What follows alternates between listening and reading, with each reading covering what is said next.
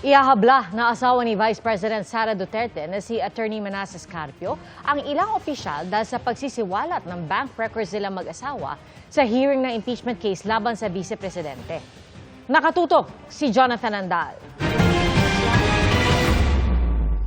Pumapalag ngayon ang asawa ni Vice President Sara Duterte na si Attorney Manasseh Carpio matapos isiwalat sa impeachment hearing noong April 22 na mahigit 6 na bilyong piso ang mga transaksyong dumaan sa bank accounts nilang mag-asawa. Sabi ng Anti-Money Laundering Council, kaduda-duda o masyado yang malaki. Bukas, irereklamo ni Carpio sa Quezon City Prosecutor's Office sina BSP Governor Eli Remolona, AMLAC Executive Director Ronel Buenaventura at House Justice Committee members dahil sa anyay paglabag sa Anti-Money Laundering Act, Bank Secrecy Law at Data Privacy Act. Nagsabuatan aniya ang mga ito para illegal na isiwalat ang mga classified confidential banking record nilang mag-asawa. Absolute at walang exception aniya ang pagbabawal sa paglalabas ng bank records na nakuha ng AMLAC. Buwelta ni Congresswoman Leila de Lima, wala silang nilalabag na batas dahil hindi anya saklaw ng mga pagbabawal ang impeachment proceedings. Tanging mga opisyal at empleyado ng mga bangko raw ang pinagbabawalang magsiwalat ng bank records. Punto naman ni Akbayan Representative Percy Sendanya, exempted ang impeachment hearing sa saklaw ng Bank Secrecy Law at Anti-Money Laundering Act.